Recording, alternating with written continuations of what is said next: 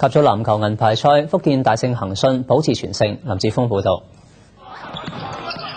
呢個會唔會就係決賽戲碼？言之尚早，不過話福建同恒信都係冠軍大宴，相信唔會有人反對。睇睇班底就知啦，福建陣中包括多名現役澳門隊，至於恒信有唔少前代表隊主力。兩隊之前同樣戰無不勝，今場一碰頭，雖然分數落差大，但經驗豐富嘅恒信會唔會以摸索為主，就要佢哋自己先知。今場比賽第一節幾乎已經分出勝負，福建有內有外嘅攻勢，令到恒信防不勝防。